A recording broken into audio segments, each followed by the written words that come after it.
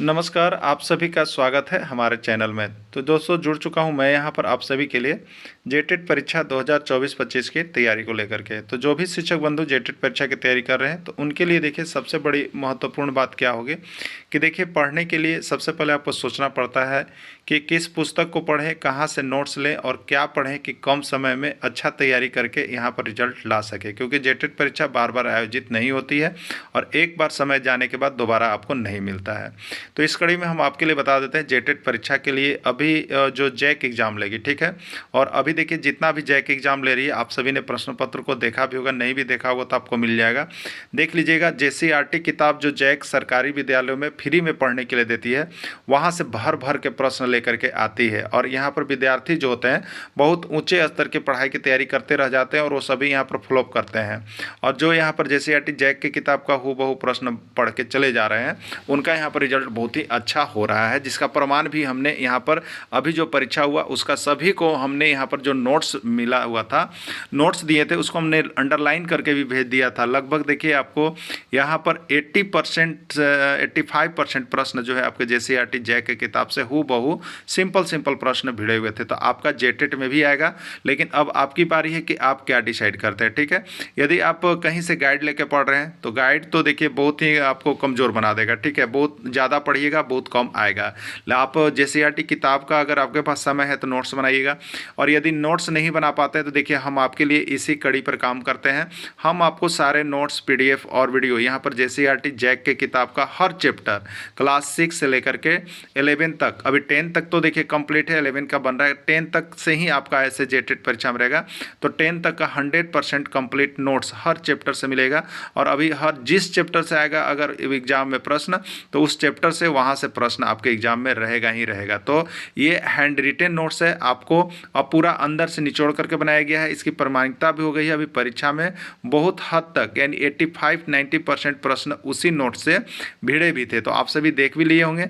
जो शिक्षक अभी तक नहीं जुड़े हैं आप जुड़ जाइएगा, हैंड रिटेन नोट्स लेकर के जरूर पढ़ लीजिएगा। अभी आपको सिर्फ यदि 1 से 5 शिक्षक की तैयारी कर रहे हैं तो 500 रुपये में आपको यह मिलेगा, और 6 से 8 शिक्षक की तैयारी कर रहे हैं तो यह आपको 500 रुपये मिलेंगे। और दोनों शिक्षक अगर एक साथ जुड़ देंगे तो उनको सिर्फ 700 रुपये में यहाँ से हम प्रोवाइड करते हैं ये सारे नोट्स, और उसके साथ साथ फ्री क्लासेज भी रहती है, ठीक है।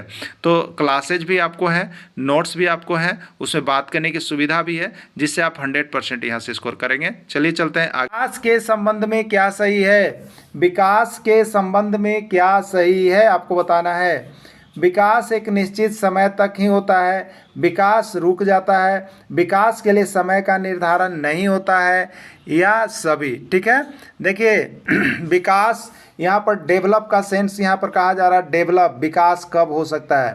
तो देखिए एक कभी कभी आप लोगों ने देखा होगा विकास का, किसी का घर जो है यहाँ पर खपड़ेल का मकान था, आज से 20 साल पहले उसका मकान खपड़ेल का था, उसके बच्चे अब बड़े हो गए, अब उस जगह पर जो है वहाँ पर जो है मिट्टी के घर, खपड़ेल घर हट गए हैं, अब वहाँ पर पक्के का घर है। ये किसका परिणाम हुआ? ये उस समय जो था खपड़ेल घर में यहाँ पर साइकिल था, साइकिल से लोग चलते थे।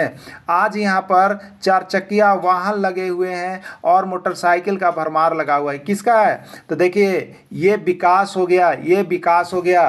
तो विकास कभी भी हो सकता है, विकास का समय कोई निश्चित नहीं होता है, विकास एक निश्चित समय तक नहीं होता है, विकास का कोई समय निर्धारित नहीं होता है, विकास कभी भी हो सकता है, ठीक है। विकास के लिए समय निर्धारित नहीं होता है, याद रखिएगा।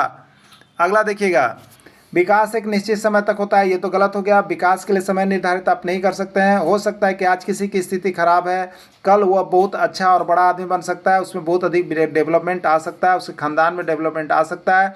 तो ये विकास निश्चित समय तक नहीं होता है। विकास रुक जाता है, विकास ऐसा नहीं कि रुकता है, वो अनवरत चलते रहता है, कुछ न कुछ उसमें विकास जो है होते रहता है। या तो विकास नीचे हो सकता है या तो विकास ऊपर हो सकता है, लेकिन विकास रुक नहीं सकता है, विकास रुक नहीं सकता है।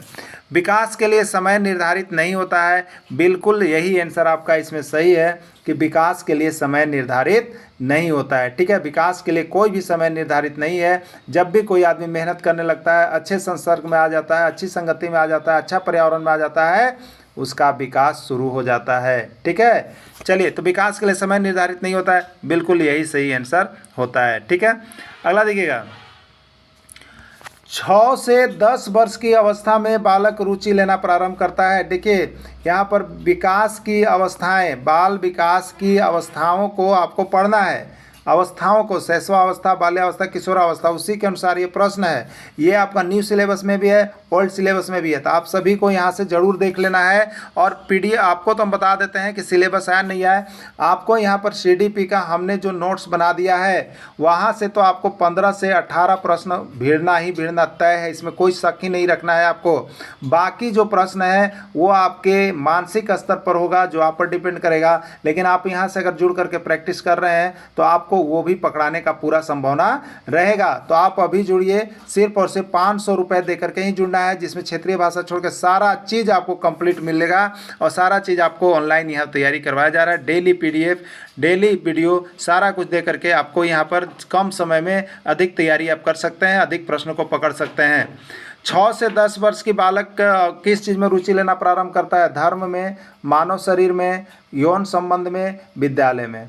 तो 6 से 10 वर्ष का बच्चा जो होता है वो विद्यालय में रुचि लेना प्रारंभ कर देता है, विद्यालय में रुचि लेना प्रारंभ कर देता है। निम्न में से कौन बुद्धिमान बच्चे का लक्षण नहीं है? इसमें कौन ऐसा बच्चा है जो बुद्धिमान नहीं है? वह जो लंबे निबंध को बहुत जल्दी रटने की क्षमता रखता है, यह बिल्कुल गलत है। जो लंबे निबंध को रटने की जो क्षमता रखता है वह बुद्धिमान बच्चा होता ही नहीं है। ठीक है, तो यहाँ पर पूछा है कि निम्न में से कौन बुद्धिमान बच्चे का लक्षण नहीं है। ठीक है, तो ये तो बुद्धिमान बच्चे का लक्षण नहीं है। ठीक है, अगला देखिएगा, अगला क्या है?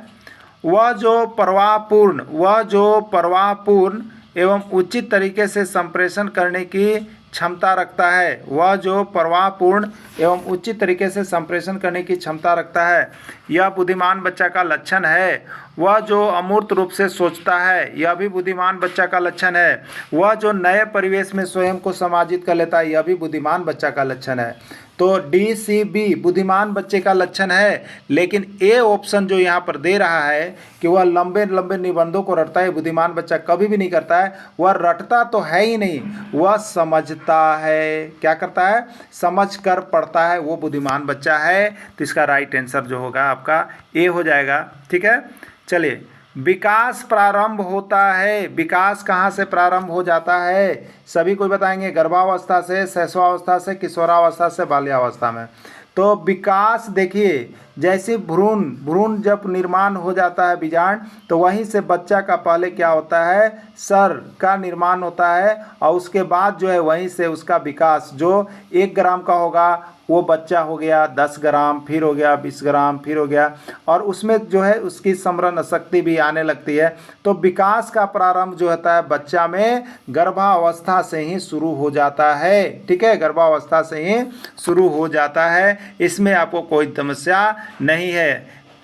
बुद्धि के बहुकारक सिद्धांत के प्रतिपादक कौन है? बुद्धि के बहुकारक सिद्धांत के प्रतिपादक कौन है, आपको बताना है। बुद्धि के बहुकारक सिद्धांत के प्रतिपादक कौन है? मैकडूगल, टर्मन, थॉर्नडाइक या सर्ट। ठीक है, तो बुद्धि के बहुकारक सिद्धांत के प्रतिपादक जो है आपके थॉर्नडाइक है। और ये जितना आपको प्रश्न हमने दिया, ये सभी राज्यों के शिक्षक पात्रता परीक्षा में पूछ दिया गया है, इसलिए किसी को भी आप कम मत आंकिएगा, सब आपके दृष्टि से महत्वपूर्ण है।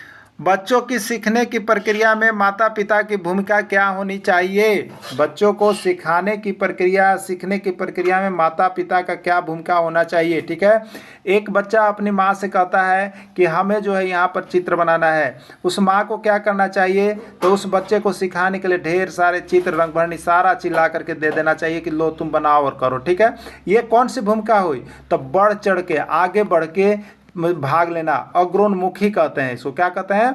अग्रोन्मुखी, आगे बढ़ चढ़ के भाग लेना चाहिए। तो बच्चों की सीखने की प्रक्रिया में माता पिता की भूमिका जो है अग्रोन्मुखी होनी चाहिए। ठीक है, अगला क्या है?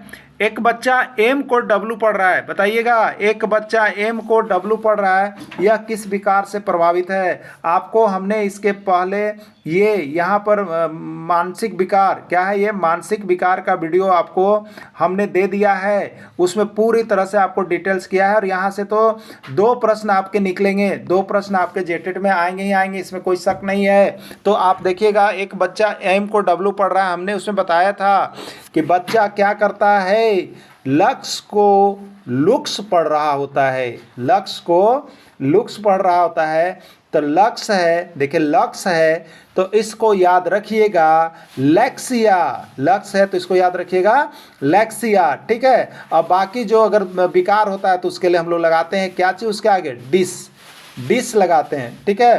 तो डिसलेक्सिया याद रखिएगा। बच्चा पढ़ने में कोई प्रॉब्लम कर रहा है, एम को डब्लू पढ़ रहा है, सा को वाज पढ़ रहा है, सा को वाज पढ़ रहा है, यानी बच्चा को पढ़ने वाली प्रॉब्लम है, समस्या है। इसीलिए हम लोग उसको याद रखते हैं लक्ष्य वाली बातों से कि लक्ष्य को बच्चा क्या पढ़ रहा था, लुक्स पढ़ रहा था। तो लक्ष्य को लुक्स पढ़ रहा था, तो लक्ष्य से याद रखिएगा लैक्सिया, लक्ष्य से याद रखिएगा लैक्सिया, और यह बनेगा विकार है इसलिए डिसलेक्सिया, ठीक है। तो पढ़ने वाला प्रॉब्लम इसमें जाएगा, याद रखिएगा। उस वीडियो को तो आप लोग देखना एकदम मत भूलिएगा, जितना हो सके शेयर अवश्य कर दीजिएगा। देखिए आपको हम यहाँ पर कम सीडीपी पढ़ाते हैं, ये नहीं सोचिएगा कि आपको हम पूरा पोथा देने जा रहे हैं, बहुत कम देने जा रहे हैं, लेकिन भिड़ाने ज़्यादा जा रहे हैं, एकदम गांठ बांध लीजिएगा, ठीक है। तो जल्दी से जल्दी जुड़िए। जो भी अभी शिक्षक माताएं बहनें नहीं जुड़ पाई हैं, जो भी यहाँ से जैक का पीडीएफ नोट्स वीडियो लेना नहीं पाए हैं, नहीं ले पाए हैं, अभी भी बहुत समय है आपको। देखिए इतना पढ़ने के लिए अगर आप तन मन धन लगाएंगे ना, तो आपको मैं बताता हूँ कि 3 दिन का समय आपके लिए काफ़ी होगा। इसलिए 3 दिन पहले भी आपको मिलता है, तो यहाँ से जैक का नोट्स लेकर के और पीडीएफ लेकर के, वीडियो लेकर के, कुछ भी मिले, 3 दिन का समय काफ़ी, आप देख लीजिएगा, ठीक है। चलिए अगला देखिएगा। एक बच्चा 2 + 2 = 5 कह रहा है और 2 × 8 = 15 कह रहा है, यह किस विकार से संबंधित है। लीजिए भैया, आ गया, 2 और 2 को 5 कह देता है, 2 × 8 को 15 कह देता है। बताइए यह किस विकार से ग्रसित है, एलेक्सिया, डिस्ग्राफिया, डिस्कैल्कुलिया या अफेजिया, क्या है, ठीक है। देखिए यहाँ पर अच्छी तरह से आप इसको पकड़िएगा ना। 2 + 2 = 5। बच्चा ने क्या किया है, बच्चा ने क्या किया है, कैलकुलेशन करने में गलती किया है, कैलकुलेशन करने में गलती किया है। अब 2 × 8 = 16 लिख रहा है, बच्चा ने क्या किया, कैलकुलेशन करने में गलती किया ना। तो देखिए कैलकुलेशन वाली गलती जो रहेगा ना, तो कैलकुलेशन से याद रखिएगा कैलकुलिया, कैलकुलेटर देखते हैं ना, कैलकुलेशन करते हैं, कैलकुलिया, मैंने कैलकुलेशन से याद रखिएगा कैलकुलिया, और यह विकार है इसलिए इसके पीछे लगाइएगा डिस, तो डिसकैल्कुलिया होगा। कौन सा विकार से बच्चा प्रभावित है, डिसकैल्कुलिया से ग्रसित है वह बच्चा। क्लियर हो गया आप लोगों को, एकदम क्लियर। इसका सब रोग हम आपको इस तरह से बताए हैं ना कि आप उस वीडियो को देख लीजिए, आपको 100% ये जो मानसिक विकार वाला प्रश्न जो 2 गो आएगा, 2 गो नहीं आएगा तो 1 गो तो 100% मोहर मार देते हैं हम आपको, ठीक है। उसको देख लीजिएगा तो वहाँ से एक प्रश्न आपका छपना है और सभी रोग विकार को उसमें बता दिया गया है। तो इतना देखने के लिए आपको यहाँ पर इसी तरह से सारे सब्जेक्ट का हमने करवाया है, आप अभी के अभी यहाँ पर जुड़ जाइएगा, ठीक है। चलिए देखिएगा नेक्स्ट प्रश्न देख लेते हैं। एक बच्चा गणित से संबंधित प्रश्नों में त्रुटि कर रहा है, यह किस विकार से संबंधित है। गणित में क्या होता है भैया बता दीजिए, कैलकुलेशन आप करते हैं ना, तो कैलकुलेशन से क्या याद कर लीजिएगा, कैलकुलिया याद कर लीजिएगा, कैलकुलिया, और उसमें विकार है इसलिए डिस लगाइएगा, डिसकैल्कुलिया हो जाएगा। सभी को क्लियर हो गया होगा, जिसका क्लियर होगा लाइक बटन दबा दीजिए और अपने दोस्तों को भी शेयर कर दीजिए अभी के अभी तुरंत, जिससे सब कोई यहाँ पर पास कर सके, ठीक है। चलिए अगला प्रश्न देखिएगा। अगला प्रश्न जो है आपका यहाँ पर बुद्धि लब्धि का है। अगला प्रश्न किसका है, बुद्धि लब्धि का है। यहाँ से 2 प्रश्न आपके एग्जाम में छपने जा रहे हैं, यहाँ से 2 प्रश्न एग्जाम में छपने जा रहे हैं। और बुद्धि लब्धि का विस्तृत पाठ्यक्रम जो है आपको पहले ही तैयारी करवा दिया गया है, दे दिया गया है। हम यहाँ पर पूरे पाठ्यक्रम का मिक्स प्रश्न लेकर के आए हैं, जो आपका अभी न्यू सिलेबस दिया गया है, न्यू सिलेबस में यह दिया गया है आपको, ठीक है। तो 10 न्यू सिलेबस में भी था, ओल्ड सिलेबस में भी था, दोनों में ये दिया गया है। अब देखिएगा 10 वर्ष के बच्चा का, 10 वर्ष का बच्चा है लेकिन उसका दिमाग कितना काम कर रहा है, 7 वर्ष के बच्चा का बराबर है, तो उसकी बुद्धि लब्धि कितनी है आपको बताना है। बच्चा बच्चा है 10 वर्ष का, यानी वास्तविक आयु जो अभी उसका आयु है, वास्तविक आयु वो कितना साल का है, 10 वर्ष का। लेकिन 10 वर्ष में उसका मानसिक विकास जो हुआ, उसकी मानसिक आयु कितना है, तो वह 7 वर्ष के बच्चा के समान है। तो उसकी बुद्धि लब्धि कितनी होगी, बुद्धि लब्धि एकदम निकालने के लिए सीख जाइएगा। मेरा वो वीडियो आप जरूर देख लीजिएगा, और जो नहीं देख पाए अभी कॉल कीजिए, सिर्फ और सिर्फ 500 रुपये में यहाँ से तैयारी के लिए जुड़ जाइए। 1 से 5 की शिक्षक की भी तैयारी 500 रुपये में, 6 से 8 शिक्षक की तैयारी 500 रुपये, दोनों के लिए आपको 900 रुपये लग रहे हैं। ठीक है, तो अभी जुड़िएगा। चलिए देखते हैं, इसमें भी आपको हम बताते हैं। ठीक है, बुद्धि लब्धि का देखिए सूत्र होता है IQ इंटेलिजेंस कोसेंट जो होता है, बुद्धि लब्धि बराबर होता है MA/CA इंटू 100। ठीक है, यानी मेंटल एज क्या होता है, मेंटल एज यानी मानसिक आयु, क्या हो गया, मानसिक आयु, और बट्टा में हो जाएगा वास्तविक आयु, क्रॉनिकल एज, CA माने क्रॉनिकल एज, और इंटू हो गया 100। ठीक है, तो यहाँ पर आप अभी देखें, इसमें बच्चा 10 वर्ष का बच्चा का मानसिक आयु 10 वर्ष का बच्चा है, यानी वास्तविक आयु कितना है 10 वर्ष, और मानसिक आयु कितना है 7 वर्ष। बुद्धि लब्धि का सूत्र क्या हुआ, मानसिक आयु, तो मानसिक आयु 7 वर्ष, वास्तविक आयु वास्तव में बच्चा 10 साल का है, और इंटू में करेंगे 100, 10 दहियम कितना हो गया 100, 7 दहियम कितना हो गया 70। बुद्धि लब्धि कितना है बच्चा का 70 है। समझ में आया कि नहीं आया, वीडियो को शेयर कीजिए, लाइक कीजिए, और पूरा बटन दबाइए जल्दी जल्दी। ठीक है, चलिए सब कंप्लीट इतना में हो जाएगा। यहाँ पर देखिए जो जुड़े हुए हैं उनके लिए ये नोट्स बनाया मिलता है, सब कुछ देखिए बना हुआ है, आप यहाँ से लिख लीजिएगा। ठीक है, चलिए अगला देखिएगा। ठीक है, 10 वर्ष के बच्चा का मानसिक आयु 10 वर्ष है, 10 वर्ष के बच्चा का मानसिक आयु 10 वर्ष का है। वह किस प्रकार का बच्चा है, प्रतिभाशाली, सामान्य, प्रखर या तीव्र। ठीक है, तो 10 वर्ष के बच्चा का मानसिक आयु 10 वर्ष का ही है, तो वह बच्चा किस वर्ष का है आपको बताना है। क्लियर हो जाएगा ना। तो देखिए आपको क्या बताए थे, मानसिक आयु क्या बताए थे, बोल दीजिएगा, मानसिक आयु बट्टा क्या बताए थे, वास्तविक आयु, और क्या बोले हैं बताइए जल्दी जल्दी, 100। मानसिक आयु कितना है बताइए, 10 वर्ष का बच्चा है, बच्चा 10 वर्ष का है, तो जो ये रियल एज बताया ना, तो ये वास्तविक आयु हो गया। मानसिक आयु देखिए 10 वर्ष का भी है, मानसिक आयु यहाँ 10 वर्ष का अलग कर लीजिए। ठीक है, तो मानसिक आयु 10 वर्ष है, यहाँ पर रखेंगे हम मानसिक आयु उसका 10 वर्ष, वास्तविक आयु 10 वर्ष, और इंटू करेंगे 100, 10 से 10 तो कट गया, बच्चा 100, यानी बच्चा का बुद्धि लब्धि 100 है। 100 है मतलब वह क्या है, तो वह सामान्य है, वह क्या है, सामान्य बच्चा है, सामान्य बच्चा है। ठीक है, चलिए देखिए ये इसका डायग्राम भी आपको हम दे दिए, कौन प्रतिभाशाली है कौन है। बस आपको देखिए वीडियो देखकर जुड़ने की आवश्यकता है। आपको इस प्रकार जेटेट में मार्क्स उठेगा कि आप कभी कल्पना भी नहीं किए होंगे भाई जी। भाइयों बहनों, आपको जिस तरह से करना है, आपको तैयारी सभी सब्जेक्ट का यहाँ पर होगा, बहुत कम समय में, कम प्रश्न में ज़्यादा भिड़ेगा। जैक का ये नोटिस, जैक का ये किताब से सारा कुछ मिल रहा है आपको। ठीक है, अभी जुड़िएगा।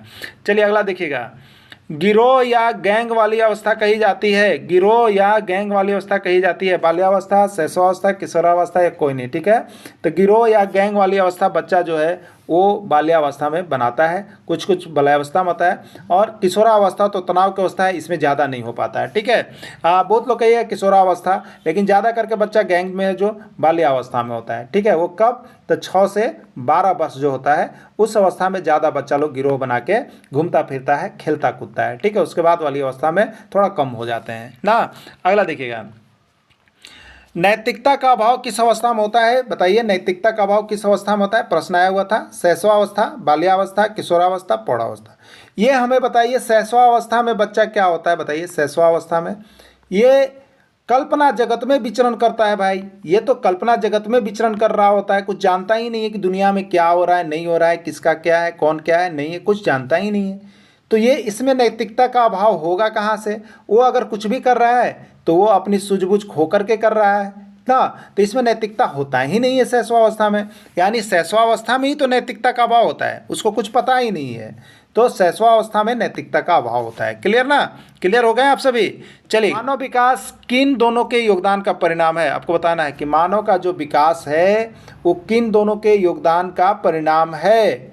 अभिभावक एवं अध्यापक का, सामाजिक एवं सांस्कृतिक कारक, वंशानुक्रम या वातावरण या इनमें से कोई नहीं। आपका सिलेबस में वंशानुक्रम पढ़ना है, पता है ना, वंशानुक्रम पढ़ना है, यही वंशानुक्रम। वातावरण पढ़ना है, यही वातावरण।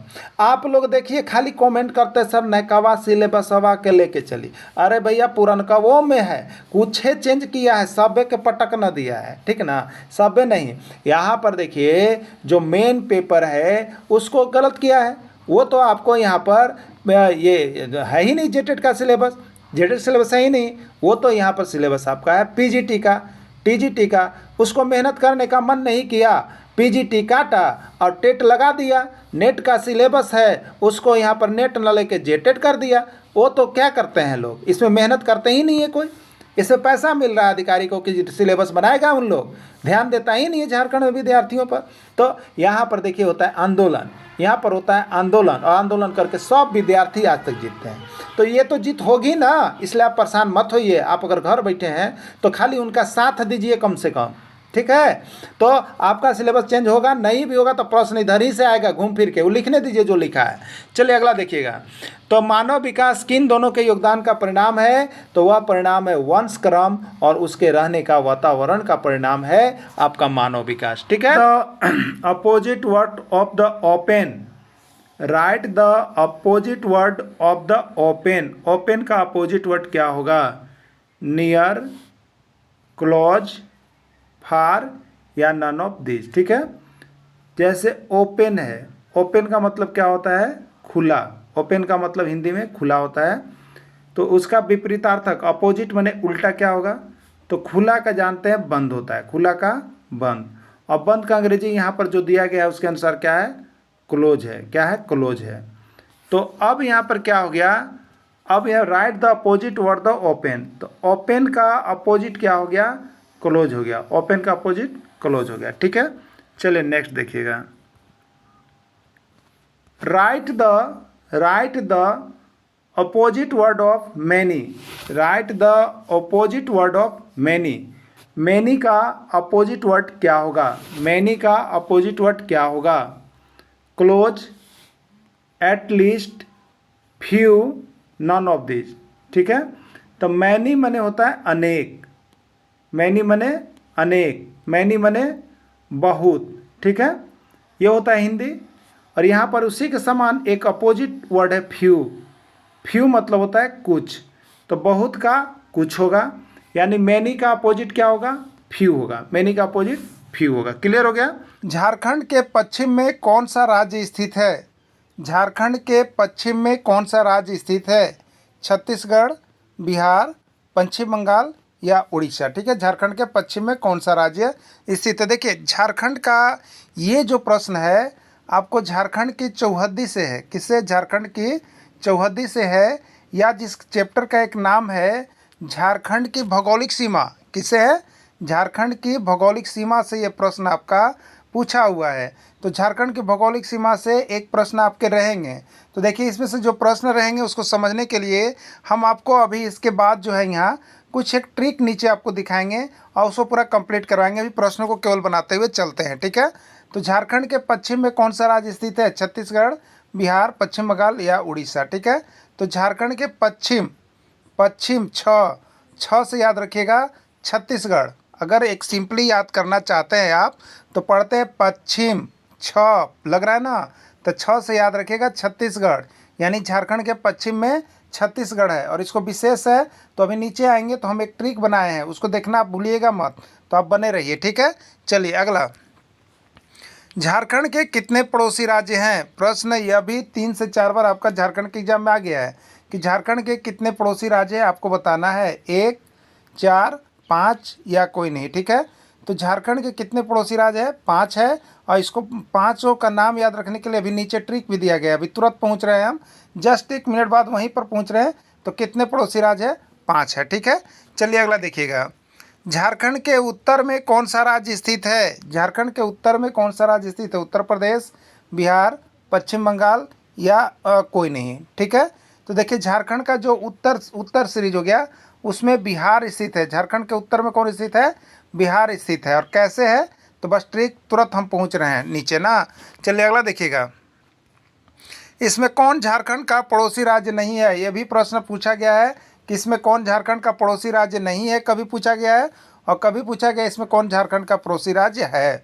अगर झारखंड का पड़ोसी राज्य नहीं है पूछा गया है तो इसमें से 3 गो ऑप्शन ऐसा होगा जो झारखंड का पड़ोसी राज्य होगा और एक ऑप्शन ऐसा होगा जो झारखंड का पड़ोसी राज्य नहीं होगा। ठीक है, अगर इसी में से पूछ देगा कि इसमें से कौन झारखंड का पड़ोसी राज्य है तो इसमें से एक ऑप्शन जो है पड़ोसी राज्य का रहेगा, बाकी 3 ऑप्शन नहीं वाला रहेगा। ठीक है, ये प्रश्न बिल्कुल क्लियर है। तो इसमें झारखंड का कौन सा पड़ोसी राज्य है, तो झारखंड के 5 गो पड़ोसी राज्य है, उत्तर प्रदेश भी है, बिहार भी है, पश्चिम बंगाल भी है, छत्तीसगढ़ भी, उड़ीसा भी, ये 5 पड़ोसी राज्य है।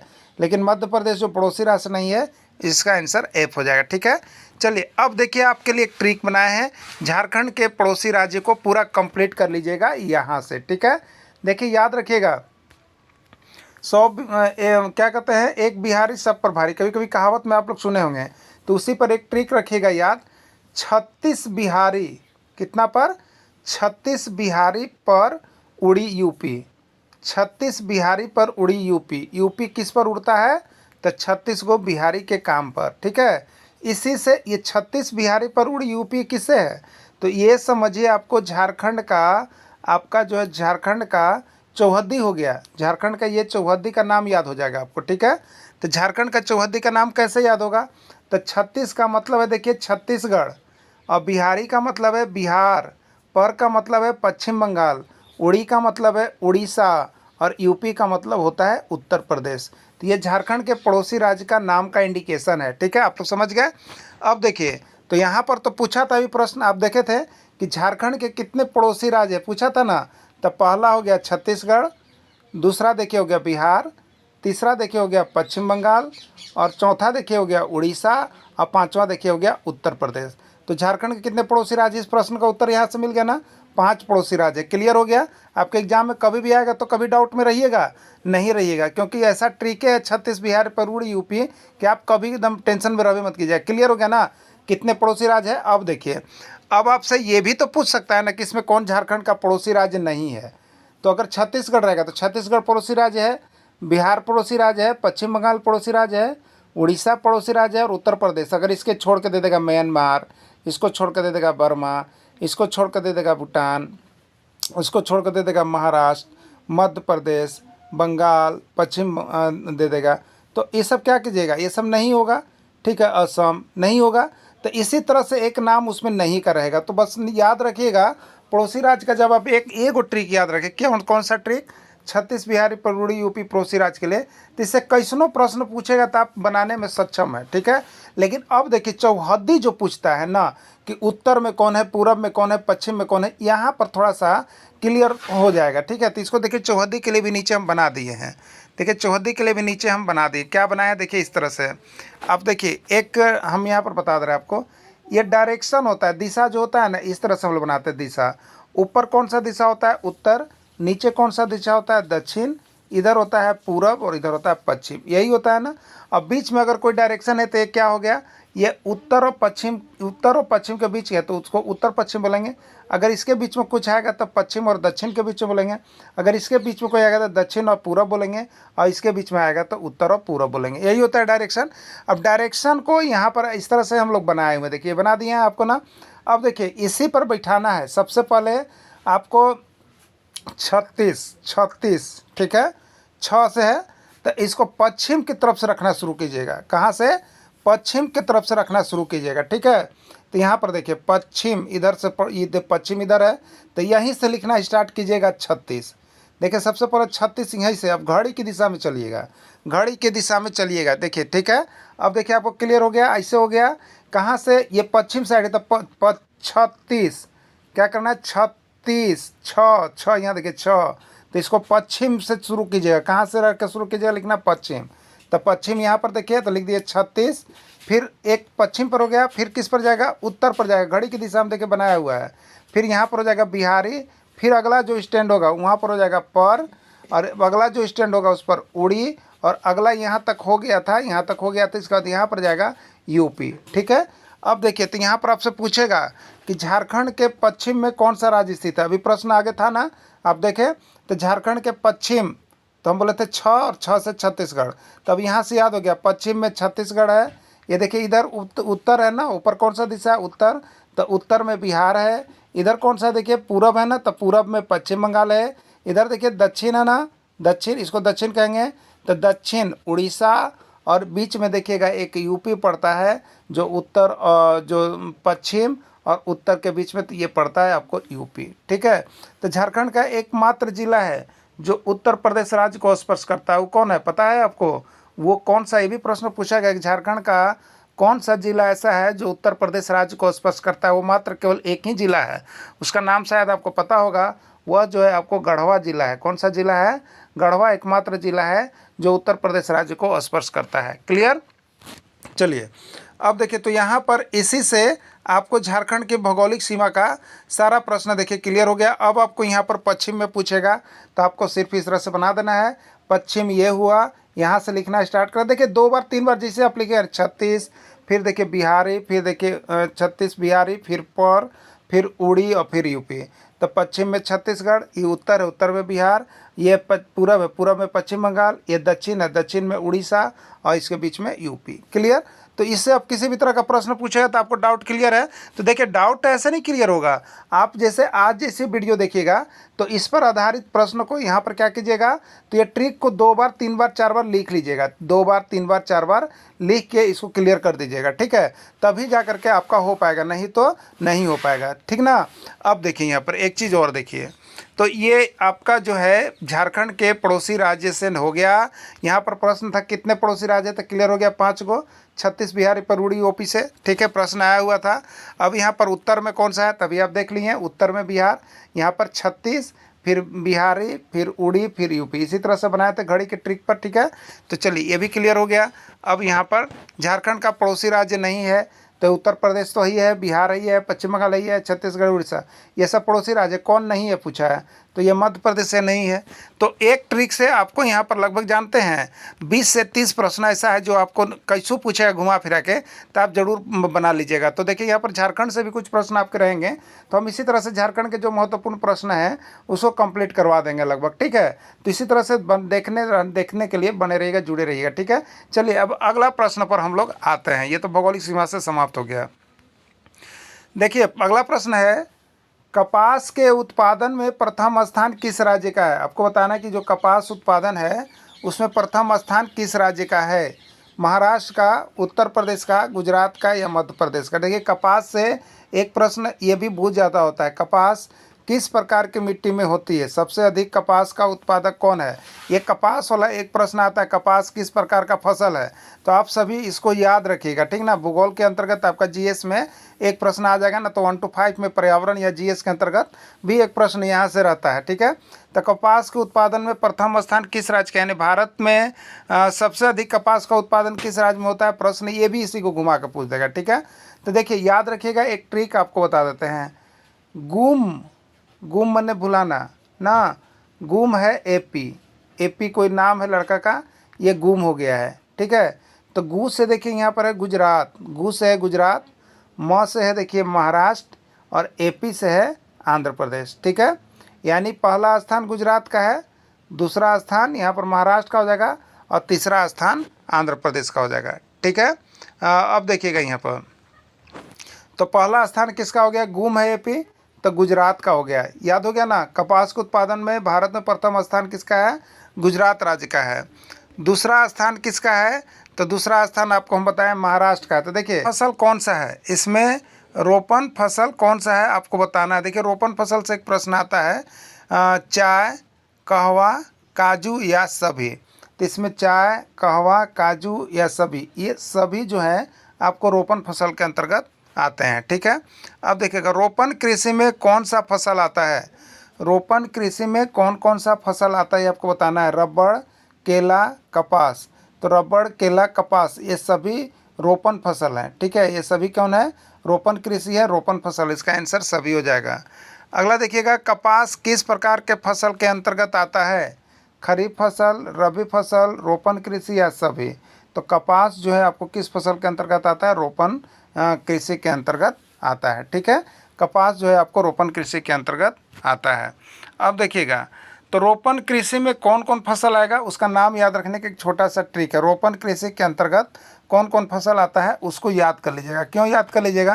क्योंकि ये जो आपको जब ट्रिक याद हो जाएगा तो रोपण कृषि से कोई भी ऑप्शन देगा तो आप सभी को यहाँ पर बना सकते हैं। ठीक है, तो रोपण कृषि के अंतर्गत जो मुख्य फसल आता है वो देखिए आपका ट्रिक क्या बनाया गया है, तो चौक, क्या लिखा गया है, चौक कार के पास बा। चौक कहाँ बा? कार के पास बा, इसको याद कर लेना। ठीक है, तो आप कार देखते हैं, कार में कहाँ है, चौक भी होता है, गाड़ी में भी चौक होता है। ठीक है, उसी चौक को याद रखिएगा। चौक कहाँ है?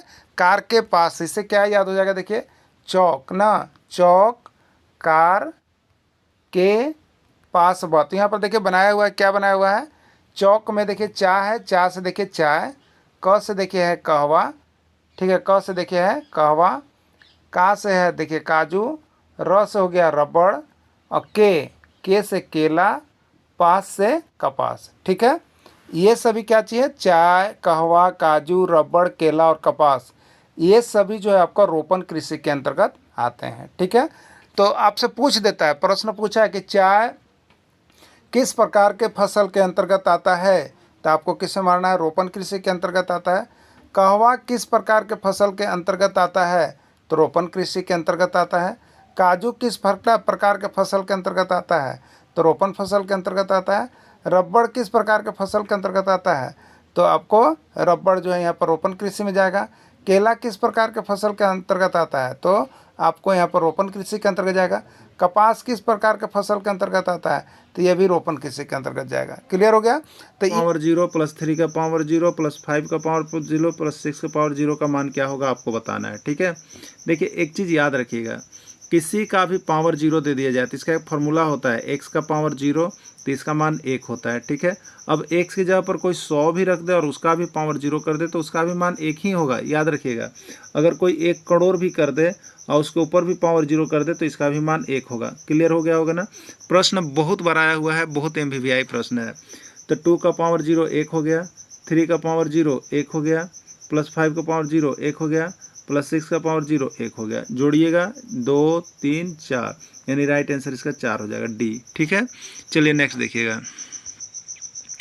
एक डब्बा में 7 हरा रंग का तथा 12 पीला रंग का पेंसिल है, तो हरा रंग वाले पेंसिल का पीला रंग वाले पेंसिल के साथ अनुपात ज्ञात करें। ठीक है, देखिए अनुपात में सबसे पहले देखिए कि क्या कौन सा चीज़ बोल रहा है। ठीक है, 7 गो हरा रंग है और 12 गो पीला रंग है।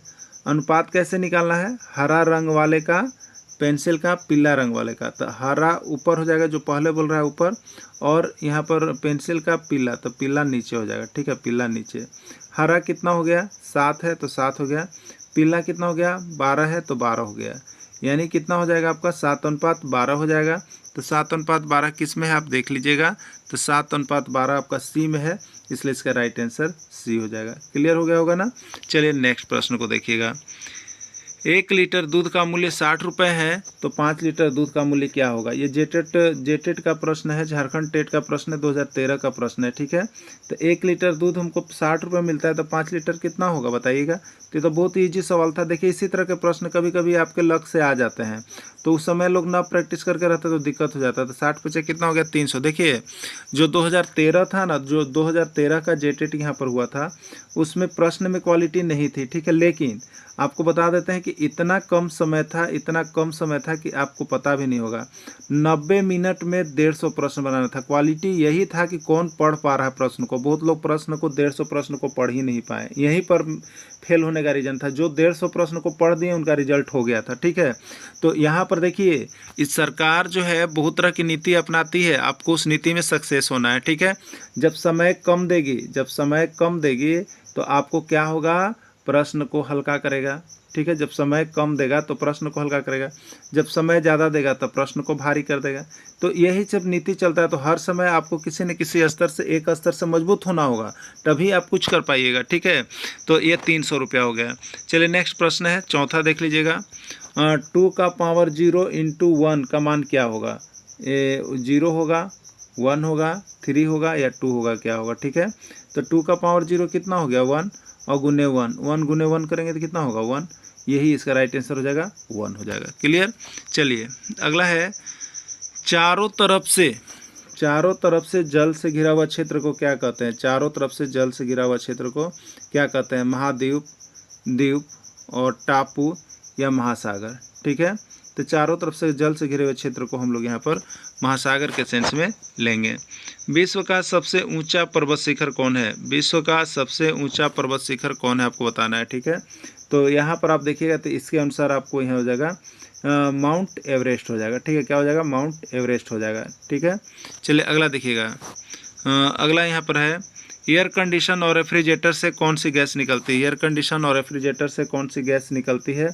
CO2, CO, CFC या कोई नहीं। देखिए यही प्रश्न पूछा गया था। एयर कंडीशनर जो होते हैं या रेफ्रिजरेटर उससे CFC गैस निकलती है। कौन सी गैस निकलती है? CFC, chlorofluorocarbon. और ये क्या करती है? तो ये ओजोन परत को नष्ट करती है। ओजोन परत को कम करने में इसका बहुत अधिक योगदान है। और अभी देखिएगा सबके घर में एयर कंडीशन और रेफ्रिजरेटर होना अनिवार्य हो गया। ऐसा लगता है कि इसके बिना लोगों की ज़िंदगी नहीं चलेगी, लेकिन इसके बिना ज़िंदगी जब चल रही थी तब हमारे यहाँ क्या था? तब पर्यावरण सही था, उसमें CFC गैस नहीं थी और ये ओजोन परत को कम नहीं कर रही थी, जिसके कारण हमारा जो है गर्मी बहुत कम होता था। ठीक है, चलिए आगे देखिएगा। पीने योग्य जल या शुद्ध जल या मीठा जल पृथ्वी पर कितना प्रतिशत है? पीने योग्य जल, शुद्ध जल या मीठा जल पृथ्वी पर कितना प्रतिशत है? ये भी जेटेट का प्रश्न है, पूछा गया प्रश्न है। ठीक है, और देखिए ये फिर कहाँ पर निकला था? सब JCERT टेक्स्ट बुक से आया था। 2%, 2.7, 3 या कोई नहीं। ठीक है, तो देखिए पीने योग्य जल को ऐसे आप देख के चलिएगा तो ये पूरा जो है आपको 2.6 से लेकर के 2.9 तक वाले को सही माना गया है आंसर। ठीक है, क्या कैलकुलेट 3% नहीं हो पाता है। तो अभी यहाँ पर हो गया कितना? तो 2.7% लेके चलिएगा, इसका ज़्यादा बेस्ट आंसर हो जाएगा। अगला प्रश्न है द्विगु समास का उदाहरण है। द्विगु समास का उदाहरण है, आपको बताना है इसमें कौन द्विगु समास का उदाहरण है। सब प्रश्न देखिए, ये माता पिता क्या है? माता पिता, बीच में योजक चिन्ह है ना, योजक चिन्ह है तो कौन सा समास होता है बताइए? द्वंद्व समास होता है। ठीक है, यथाशक्ति, जिसमें भी यथा लगा वो किस में चला जाता है? अव्ययी भाव समास में चला जाता है ना। अब देखिए यहाँ पर 9 ग्रह, तो 9 ग्रहों का समाहार, 9 ग्रहों का समाहार। 9 क्या है? संख्यावाचक है, तो संख्यावाचक जो शब्द होता है वो किस में जाता है? द्विगु में जाता है। तो यही 9 ग्रह जो है आपका द्विगु में चला जाएगा। ठीक है, चलिए 9 ग्रह इसका आंसर होगा। हिंदी किस लिपि में लिखी जाती है? आपको बताना है हिंदी किस लिपि में लिखी जाती है। प्रश्न पूछे गए हैं ब्राह्मी लिपि, देवनागरी, खरोष्टी या गुरुमुखी। ठीक है, तो हिंदी जो है आपकी देखिए देवनागरी लिपि में लिखी जाती है। नीचे दिए गए विकल्प में से तत्सम शब्द का चयन करें। नीचे दिए गए विकल्प में से तत्सम शब्द का चयन करना है। ठीक है, आम्र है, दूध है, शहीद है, खिड़की है, क्या होगा? देखिए तत्सम शब्द किसको कहते हैं? तो जो संस्कृत का शब्द होता है, जो संस्कृत का शब्द होता है वो तत्सम शब्द होता है। ठीक है, तो संस्कृत का शब्द इसमें कौन है बताइएगा? संस्कृत का शब्द कौन है? तो देखिए आम्र, आम्र, आम्र संस्कृत का शब्द है। ठीक है, इसका हिंदी होता है आम, आम। तो आम्र संस्कृत का शब्द है, इसलिए आम्र ही तत्सम शब्द होगा। क्लियर? चलिए अगला देखिए, मनोरथ का संधि विच्छेद होगा। मनोरथ का संधि विच्छेद होगा, क्या होगा बताना है आपको। ठीक है, तो मनः जोड़ रथ, मन जोड़ औरत, मनो जोड़ रथ या मन जोड़ रथ। ठीक है, तो मनोरथ का सही संधि विच्छेद हो जाएगा मनः जोड़ रथ हो जाएगा। ठीक है, चलिए नेक्स्ट देखिएगा। Choose the plural of given words. जो वर्ड्स दिए गया है नाइफ, इसका प्लूरल क्या होगा? नाइफ का प्लूरल क्या होगा? नाइफ, नाइफ्स, नाइफ, नाइफिल। ठीक है, तो जो एफ या एफ ही प्लूरल में रहते हैं उसको भी ई में बदल के एस लगा देते हैं। ठीक है, तो एफ या एफ ही को भी में बदल के एस लगाते हैं, नाइफ्स हो जाएगा। क्या हो जाएगा? नाइफ्स हो जाएगा। राइट आंसर इसका सी हो जाएगा। अगला प्रश्न है choose the correct spelling. Choose the correct spelling, इसमें से सही स्पेलिंग को चुनें। सही स्पेलिंग कौन सा है? Receive, receive, received, received. ठीक है, तो इसका सही स्पेलिंग क्या हो जाता है? रिसीव का RECEIVE, रिसीव। ठीक है, तो रिसीव सही आंसर इसका हो जाएगा। चूज द करेक्ट स्पेलिंग, देखिए चूज द करेक्ट स्पेलिंग, इसमें से स्पेलिंग चुनिएगा। ठीक है, FEB फरवरी, फरवरी, फरवरी, फरवरी कौन होगा? ठीक है, तो इसमें राइट आंसर कौन हो जाएगा? फरवरी का स्पेलिंग तो FEBRUARY। ठीक है, फरवरी होता है। FEBRUARY किस में आ रहा है? आपका सी में आ रहा है। तो सी आपका राइट आंसर हो जाएगा। देखिए इसी तरह के प्रश्न आते हैं, लेकिन आपको समय कम रहने के कारण आप बना नहीं पाते हैं, या सही नहीं होने के कारण बना नहीं पाते। जो बनाते हैं अच्छे अंक लाते हैं, 130 140 तक भी चला जाता है 150 में।